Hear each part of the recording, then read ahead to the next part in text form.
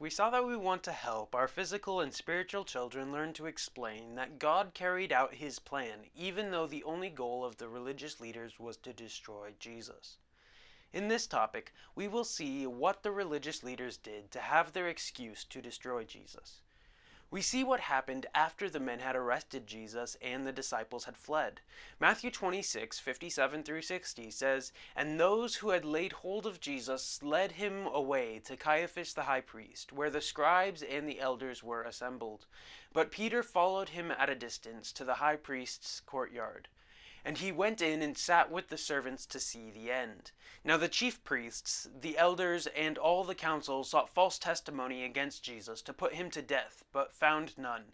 Even though many false witnesses came forward, they found none. But at last 2 false witnesses came forward. The men who had come to arrest Jesus took hold of him and led him away to the home of Caiaphas the high priest. We see that in addition to Caiaphas, the scribes and elders were also gathered at the home of the high priest. They had gathered to condemn Jesus to death. We also see what happened after the disciples forsook Jesus and fled. Peter followed Jesus at a distance to see where the multitude was going to take him. Then Peter saw that Jesus was taken into the courtyard of the high priest. Peter went into the courtyard of the high priest and sat down with the servants to see what the final result was going to be for Jesus. In John 11:47-50 we read, "Then the chief priests and the Pharisees gathered a council and said, 'What shall we do? For this man works many signs. If we let him alone like this, everyone will believe in him, and the Romans will come and take away both our place and nation.' And one of them, Caiaphas, being the high priest that year, said to them, 'You know nothing at all, nor do you consider that it is expedient for us that one man should die for the people, and not that the whole nation should perish.' The council was a group of 70 men, plus the high priest, that was known as the Sanhedrin in the time of Jesus. Numbers 11:16-17 says, "So the Lord said to Moses, 'Gather to me 70 men of the elders of Israel, whom you know to be the elders of the people and officers over them. Bring them to the tabernacle of meeting, that they may stand there with you. Then I will come down and talk with you there.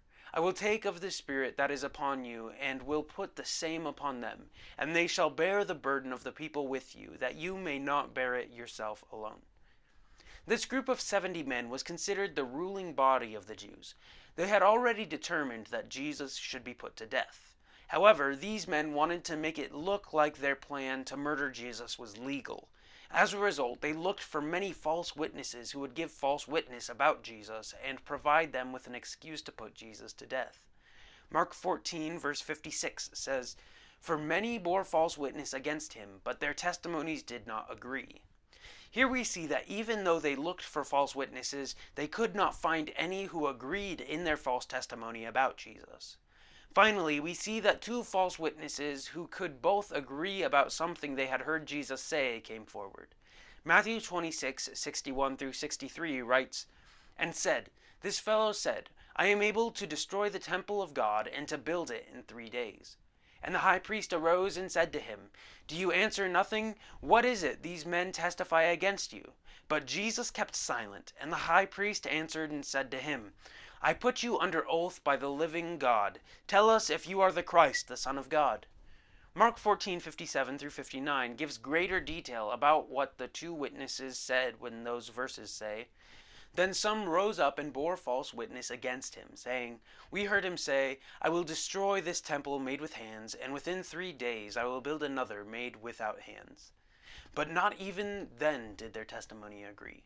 We see that the many false witnesses could not agree because of the fact that their witness about Jesus was just the thoughts in their own minds, not something they had heard Jesus say or had seen Jesus do.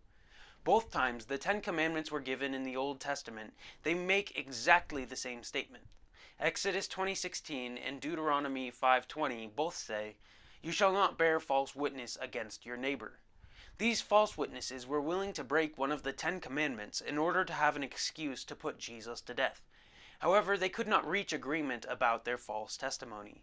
The final 2 witnesses gave a similar testimony about something Jesus had said, but even their testimony did not fully agree. One said, "I am able to destroy the temple of God and to build it in 3 days." Mark gives the testimony of the other, which says, I will destroy this temple made with hands, and within 3 days I will build another made without hands. John 2:19-21 tells exactly what Jesus said. Jesus answered and said to them, Destroy this temple, and in 3 days I will raise it up. Then the Jews said, It has taken 46 years to build this temple, and will you raise it up in 3 days? But he was speaking of the temple of his body. In these verses, we see they had the words right, but they totally misunderstood the meaning.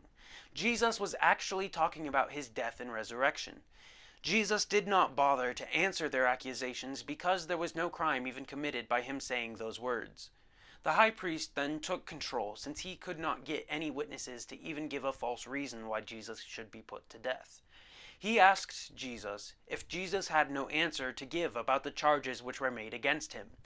Jesus just kept silent. Suddenly the high priest had a new idea and said, I put you under oath by the living God. Tell us if you are the Christ, the Son of God. Here we see that the high priest thought he could get Jesus to talk by placing him under oath. Numbers 30 verse 2 says, If a man makes a vow to the Lord, or swears an oath to bind himself by some agreement, he shall not break his word. He shall do according to all that proceeds out of his mouth. This verse talks about a vow to the Lord, so the high priest said that he put Jesus under oath by the living God. Here we see that the high priest was trying to cover up his own sin of saying it was expedient that Jesus should die so that the religious leaders would not lose their power. The high priest said, Tell us if you are the Christ, the Son of God. Matthew 26:64-66 says, Jesus said to him, It is as you said. Nevertheless, I say to you, hereafter you will see the Son of Man sitting at the right hand of the power, and coming on the clouds of heaven. Then the high priest tore his clothes, saying, He has spoken blasphemy. What further need do we have of witnesses? Look, now you have heard his blasphemy. What do you think? They answered and said, He is deserving of death. Jesus agreed that he was the Christ, the Son of God. Then he combined the thoughts of 2 Old Testament verses to show that he truly is the Son of God. Psalm 110 verse 1 says, The Lord said to my Lord, Sit at my right hand till I make your enemies your footstool. Jesus had used this very verse just a few days earlier to silence the Pharisees, so they were afraid to ask Jesus any more questions. Matthew 22:43-45 says, He said to them, How then does David in the Spirit call him Lord, saying, The Lord said to my Lord, Sit at my right hand till I make your enemies your footstool? If David then calls him Lord, how is he his son? By using this verse again, with many of the same men there, Jesus made it clear that David recognized him as Lord. The second Old Testament passage Jesus included was from Daniel 7:13, where we read, I was watching in the night visions, and behold, one like the Son of Man, coming with the clouds of heaven. He came to the Ancient of Days, and they brought him near before him. Jesus used the phrase, Son of Man, several times in the book of Matthew to make it clear that he was and is the Messiah. The Jews knew that the Ancient of Days is the Father who would crown the Christ as the eternal King. Daniel 7:14 goes on to say, Then to him was given dominion and glory and a kingdom, that all peoples, nations, and languages should serve him. His dominion is an everlasting dominion which shall not pass away, and his kingdom the one which shall not be destroyed. Jesus made it clear in his answer to the high priest that he is the one who will rule forever. We see that the high priest immediately tore his clothes. Leviticus 21:10 says, He who is the high priest among his brethren, on whose head the anointing oil was poured, and who is consecrated to wear the garments, shall not uncover his head nor tear his clothes. In this verse, we see that the high priest was specifically forbidden to tear his clothes. Later, the Jews had chosen to violate this verse when they wrote in the Talmud that a high priest who witnessed a blasphemy was allowed to tear his clothes. In making this statement, the Jews showed that they valued their traditions and made them of more importance than the Word of God. As a result, the high priest was the one who actually committed blasphemy that night. After tearing his clothes, the high priest said, He has spoken blasphemy. What further need do we have of witnesses? Look now, you have heard his blasphemy. What do you think? The high priest and the rulers had their excuse to put Jesus to death, and so the rulers answered, "He is deserving of death." We saw in the first part of this topic that Caiaphas and the rulers had decided several weeks earlier that Jesus should die so they would not lose their power and control. We want to help our physical and spiritual children learn to explain why the religious leaders chose to put Jesus to death instead of recognizing Jesus as the Messiah who will rule for all eternity. May the Lord richly bless you as you help your children learn to explain these things.